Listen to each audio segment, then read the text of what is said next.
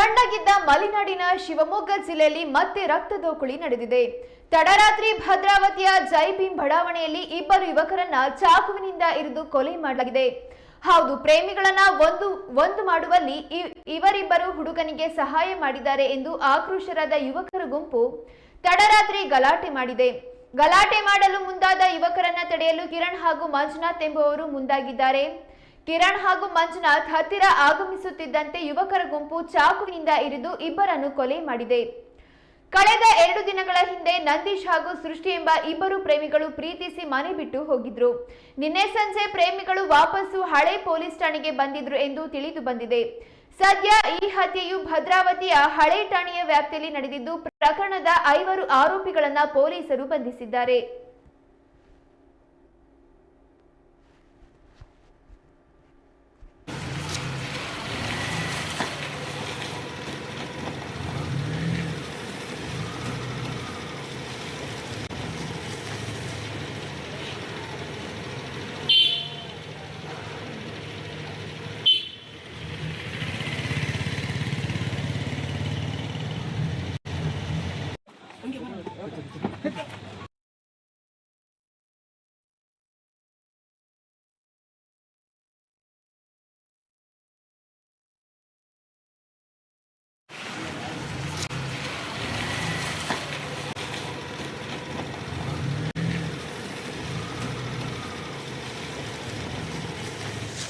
వాళ్ళు ఏమో చేసుకున్నా గమనించి పెంటాలు ఇప్పుడు పాయింట్ ఇస్తానని ఇప్పులే మళ్ళీ పిల్లలేమో టీ కొద్ది బ్యానర్ కొట్టేసి మళ్ళీ కొత్త ఒక చెంచాన ఎవడు ఒకేరా నుండి ఇవన్నీ కావాలా మనకి సమస్య ఏం కుమారు అన్న కొడుకు సమస్య వచ్చింది. ఈడ మీడియం వాటి మెట్టులో పోతాండి. వాళ్ళిద్దరికి ఎట్టు లవ్ అయినా మాకు తెలుసు. వాళ్ళిద్దరు సంబంధమే లేదు. వీళ్ళేంటికి రావాలి వీళ్ళు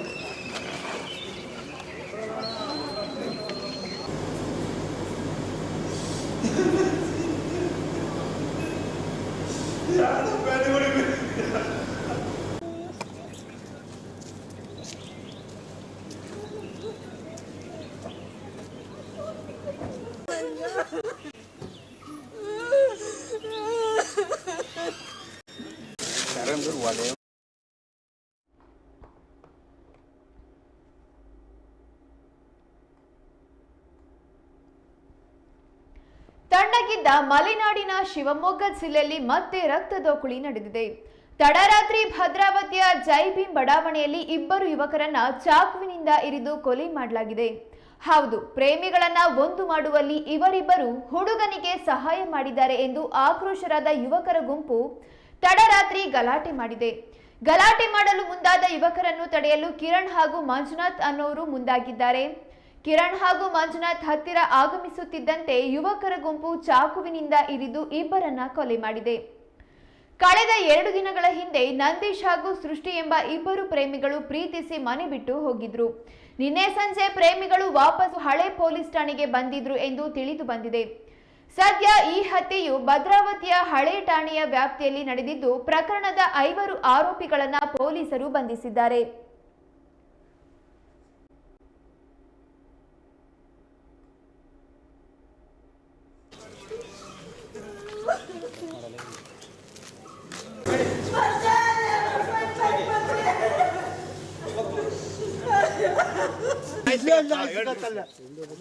ಅವನು ಪರಿಹಾರ ಸಿಗುತ್ತೆ. ನನಗೆ ನಮ್ಮ ಮಗನ ಸಿಗತ್ತಾ ಬರ್ತೀನಿ ನಡಿಯ ತುಳ್ಳು ಏನ ನೀವೇ ನ್ಯಾಯ ಕೊಡ್ಸ್ಬೇಕು. ಕಡ್ಡೆ ಬಿಡ್ತೀನಿ ನನ್ನ ಮಕ್ಕಳಿಗೆ. ಏನ ಸಮ ದೊಡ್ಡ ಮಗನೇ ಹೋದ್ಮೇಲೆ ನಾವಿತ್ತಿ ಹೋದ್ಮೇಲೆ ನಿಮಗೂ ದುಃಖ ಅಲ್ವಾ? ದೊಡ್ಡ ಮಗ ಹೋದ್ಮೇಲೆ ಅವನು ಕಾಣ್ತಿದ್ದ. ಅವನ ಆಸೆಗೆಲ್ಲ ಮಣ್ಣಾಕ್ಬಿಟ್ರಲ್ಲ. ಈ ಜೀವ ಇದ್ರೆ ಏನು ನ್ಯಾಯ? ಯಾವ ಹ್ಯಾಬಿಟಿಲ್ಲ ಅಣ್ಣ ಅವನಿಗೆ. ಅವನು ಓದೋದೇನು? ಕೆಲಸ ಇದ್ರೆ ಓದ್ತಾನೆ, ಎಕ್ಸಾಮ್ ಇದ್ರೆ ಓದ್ತಾನೆ, ಕೆಲಸ ಇಲ್ಲ ಬನ್ನ ಹೊಡಿಯೋಕೆ ಕೆಲಸ ಹೋಗ್ತಾನೆ. ಆರಾಮಾಗಿ ಹೇಳ್ಬಾರ್ದವಲ್ಲ, ಹೇಳ್ಬಿಟ್ರೆ ಬೇಜಾರಾಗ್ಬಿಡ್ತಾರೆ. 8:30ಗೆ ಆ ಹುಡುಗರು ನಮ್ಮ ಬಾಮೈದಿನಿಗೆ ಅವಶ್ಯಕ ಶಬ್ದಗಳಿಂದ ಬೈದು ಸುರೇಶ್ ಅಂತೇಳಿ ಹುಡುಗನಿಗೆ ಬೈದಿದ ತಕ್ಷಣ ಅವನೇನು ಮಾಡ್ದ, ಯಾವುದೋ ಒಂದು ಹುಡುಗಿ ಕೇಸು ಈ ನಮ್ಮ ಏರಿಯಾದಲ್ಲೇ JB ನಗರದಲ್ಲೇ ಒಂದು ಹುಡುಗ ಓಡೋಗಿದ್ರು. ಆ ವಿಚಾರದಲ್ಲಿ ನಾವು ಆ ಸ್ಟೇಷನ್ ಹತ್ರಕ್ಕೆ ನಮ್ಮ ಬಾಮೈದ ಹೋದ, ಇಡೀ ಏರಿಯಾದವರೆಲ್ಲರೂ ಅಲ್ಲಿದ್ದರು. ನನ್ನ ಬಾಮೈದನು ಅಲ್ಲಿಗೆ ಓದಿದ ತಕ್ಷಣನೇ ಈ ಹುಡುಗಿ ಕಡೆ ಹುಡುಗರು ಅಲ್ಲಿ ವಾದ ಮಾಡಿದ್ರು, ನನ್ನ ಬಾಮೈದನಿಗೆ ವಾದ ಮಾಡಿದ್ರು, ಸುರೇಶ್ ಅನ್ನೋವನಿಗೆ ವಾದ ಮಾಡಿದ್ರು.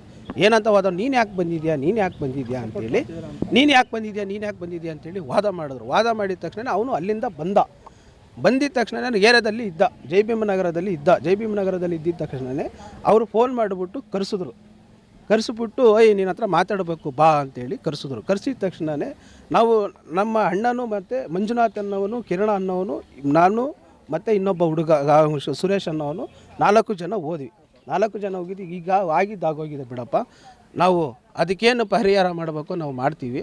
ನಮ್ಮ ಅಣ್ಣ ಕಾಲಿಗೂ ಬಿದ್ದ, ಹುಡುಗರು ಕಾಲಿಗೂ ಬಿದ್ದ. ತಪ್ಪಾಗಿದೆ ಬಿಡಪ್ಪ, ನನ್ನ ಬಾಮೈದಿಂದನೇ ತಪ್ಪಾಗಿದೆ, ಬಿಡ್ರಿ ಹೋಗ್ರಿ ಅಂತೇಳಿ ಹೋಗಬೇಕಾದ್ರೆ ನನ್ನ ಬಾಮೈದನ್ನು ಹೇಳ್ಕೊಂಡಿದ್ದ ತಕ್ಷಣವೇ ನಮ್ಮ ಅಣ್ಣ ಏನು ಮಾಡ್ದ, ಈ ನಮ್ಮ ಬಾಮೈದನ್ನೇ ಹೇಳ್ಕೊಂತೀರ ಅಂತೇಳಿ ಇನ್ನೊಬ್ಬ ಹುಡುಗ ಏನು ಮಾಡ್ದ, ನಮ್ಮ ಅಣ್ಣನಿಗೆ ಚಾಕುವಿನಿಂದ ಚುಚ್ಚಿಬಿಟ್ಟ, ಕತ್ತಿಗೆ ಚುಚ್ಚಿಬಿಟ್ಟ. ಮಂಜುನಾಥ್ ಅನ್ನೋರಿಗೆ ಕತ್ತಿಗೆ ಚುಚ್ಚಿದ ತಕ್ಷಣ ನಾವು ಅವ್ರ ಕಡೆ ಹೋಗಿದ ತಕ್ಷಣ ಇನ್ನೊಬ್ಬ ಹುಡುಗ ಮಚ್ಚು ತಗೊಂಡು ಇಷ್ಟುದ್ದ ಲಾಂಗ್ ತಗೊಂಡು ಎಲ್ಲರ ಕಡೆಯೂ ಬೀಸಿದ ತಕ್ಷಣವೇ ಅವನು ಕಿರಣ ಅನ್ನೋ ಹುಡುಗನಿಗೆ ಹೊಟ್ಟೆಗೆ ಬಿತ್ತು, ಮತ್ತು ಇವನು ಸುರೇಶ್ ಅನ್ನೋವನಿಗೆ ಕಾಲಿಗೆ ಹೊಡೆದಿದ್ದಾರೆ ಮತ್ತು ಪಕ್ಕೆಗೆ ಹೊಡೆದಿದ್ದ ತಕ್ಷಣ ಅವನು ಸುರೇಶನ್ನ ತಕ್ಷಣ ಅಲ್ಲಿ ಕರ್ಕೊಂಡೋಗಿ ಹಾಸ್ಪಿಟ್ಲಿಗೆ ಅಡ್ಮಿಟ್ ಮಾಡಿದ್ವಿ. ಇನ್ನೊಬ್ಬ ಕಿರಣ ಅನ್ನೋನು ಮೆಗನಿಗೆ ಈಗ ಹಾಸ್ಪಿಟ್ಲಿಗೆ ಕರ್ಕೊಂಡು ಹೋಗೋಷ್ಟೊತ್ತಿಗೆ ಮೆಗನಲ್ಲೇ ಬಂದಿದ್ದ ತಕ್ಷಣ ಅವನು ಪ್ರಾಣ ಹೊಂಟೋಯ್ತು.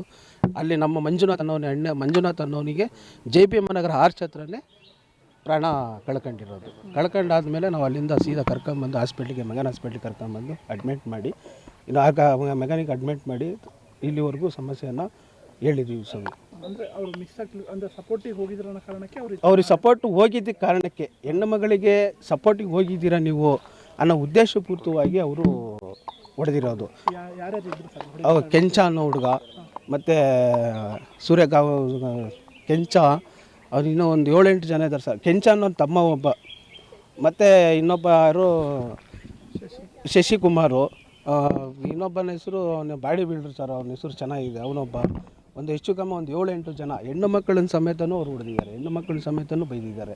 ಹೆಣ್ಣು ಮಕ್ಕಳಿಗೂ ಚಾಕು ಹಾಕೋದು ಬಂದಿದ್ದಾರೆ. ನಮ್ಮ ಅಕ್ಕನ ಮಗಳಿಗೆ ಚಾಕು ಹಾಕಿದ್ದು ಅವಳು ಬಿಡ್ಸೋಕೆ ಹೋಗಿದ್ದಕ್ಕೆ ನೀನು ಯಾಕೆ ಬರ್ತೀಯ ಅಂತೇಳಿ ಅವಳನ್ನೂ ಎದುರಿಸಿದ್ದಾರೆ. ಮಂಜುನಾಥ್ ಅವರು ಬಿಡ್ಸೋಕ್ಕೆ ಹೋಗಿದ್ದು, ಮಂಜುನಾಥ್ ಅನ್ನೋರು ಬಿಡ್ಸೋಕ್ಕೆ ಹೋಗಿ ಹೋಗ್ರಪ್ಪ, ಇನ್ನು ಆಗೋಗಿದೆ, ಹೋಗ್ರಿ ಅಂತ ಹೇಳಿದ್ರು. ಅವರು ಕೇಳೋ ಲೆವೆಲಲ್ಲಿ ಇದ್ದಿಲ್ಲ. ಇಲ್ಲ, ಅವ್ರನ್ನ ಏನಾರ ಮಾಡಿ ತೆಗಿಲೇಬೇಕು, ಹೊಡಿಲೇಬೇಕು ಅನ್ನೋ ಉದ್ದೇಶಪೂರ್ವವಾಗಿ ಆ ಮಚ್ಚು ಮತ್ತು ಲಾಂಗು ಕಟರ್ಗಳೆಲ್ಲ ತಗೊಂಬಂದು ಅವ್ರನ್ನ ಕೊಲೆ ಮಾಡಿ. ಅದೇ ಏರಿಯಾದವ್ರೆ ಅವರು, ಅದೇ JB ನಗರ ಏರಿಯಾ ನಿವಾಸಿಗಳೇ ಅವರು ಯಾವರು ಬೇರೆ ಏನಲ್ಲ. ಈಗ ಮನೆ ಸ್ವಲ್ಪ ಕ್ವಾರ್ಟರ್ಸ್ಗಳು ಅವು ಇವು ಕಟ್ತಿರೋದಕ್ಕೆ ಬೇರೆ ಕಡೆ ಸ್ವಲ್ಪ ಇದ್ದರು ಅಷ್ಟೇ. ಅದೇ ಏರಿಯಾದಲ್ಲೇ ಇದ್ದು ಅದೇ ಏರಿಯಾದಲ್ಲೇ ಮಾತಾಡ್ಕೊಂಡು ಅಲ್ಲೇ ಒಂದು ಗ್ಯಾಂಗ್ ಮಾಡ್ಕೊಂಡಿದ್ದಾರೆ ಅವರು. ಅವ್ರು ಮದುವೆ ಆದ ನಂತರ ಸ್ಟೇಷನಿಗೆ ಸಂಜೆ ಬಂದಿದ್ರಾ ಹೇಗೆ? ಅವರು ಮದುವೆ ಆದಮೇಲೆ ಸಂಜೆ ಸ್ಟೇಷನ್ ಹತ್ರ ಬಂದಿದ್ದು, ಮದುವೆ ಎಲ್ಲ ಆಗಿ ಸ್ಟೇಷನ್ ಹತ್ರ ತೀರ್ಮಾನಕ್ಕೋಸ್ಕರ ಬಂದಿದ್ದು. ತೀರ್ಮಾನ ಮಾತಾಡಬೇಕಾದ್ರೆ ನನ್ನ ಬಾಮೇದ ಅಲ್ಲಿಗೆ ಹೋಗಿದ್ದಕ್ಕೆ ನೀನು ಯಾಕೆ ಬಂದೆ, ನಿನಗೂ ಇದಕ್ಕೂ ಸಂಬಂಧ ಇಲ್ಲ, ನೀನು ಯಾಕೆ ಬಂದೆ ಅಂಥೇಳಿ ಮಾತಾಡ್ಬಿಟ್ಟು ಈ ಥರ ಮಾಡಿ ಇಟ್ಟಿದ್ದಾರೆ ಸರ್. ನಿಮ್ಮ ಹೆಸರು? ಅಂಜಿ ಅಂತ, ಭದ್ರಾವತಿ ಅಂಜಿ. ಹುಡುಗಿ ಅವರು ನಮಗೂ ಅವ್ರಿಗೂ ರಿಲೇಷನ್ ಇದೆ, ಬಟ್ ದೂರದ ರಿಲೇಷನ್ ನಮಗೆ. ಅವರು ದೂರದ ರಿಲೇಷನ್ ಅಷ್ಟೇ ನಮಗೆ. ಒಂದೇ ಏರಿಯಾದಲ್ಲಿ ಇರೋರೆ, ಒಂದೇ ಕ್ಯಾಸ್ಟೇ. ಹುಡುಗನೂ JB ನಗರನೇ, ಹುಡುಗಿನೂ JB ನಗರನೇ. ಇಲ್ಲ ಬೇರೆ ಊರವರಲ್ಲ ಸರ್, ಭದ್ರಾವತಿ JB ನಗರ. ಹುಡುಗಿದು ಚಂದ್ರಾಯಪಟ್ಟಣದಿಂದ ಭದ್ರಾವತಿಯಲ್ಲಿ ಬಂದು ವಾಸವಾಗಿದ್ದರು. ಅವರು ಬಂದು ಒಂದು 2-3 ವರ್ಷ ಆಯಿತು, ಇಲ್ಲಿಗೆ ಬಂದು 2-3 ವರ್ಷ ಆಯಿತು ಅವ್ರು ಬಂದು. ಹುಡುಗ ಮಾತ್ರ ಭದ್ರಾವತಿಯವನೇ, JB ನಗರದಲ್ಲೇ ಇರೋದು, JB ನಗರ ನಿವಾಸಿನೇ ಅವನು. ನಂದಿಕೇಶ್ವರ ಅಂತೇಳಿ ಹುಡುಗನ ಹೆಸರು.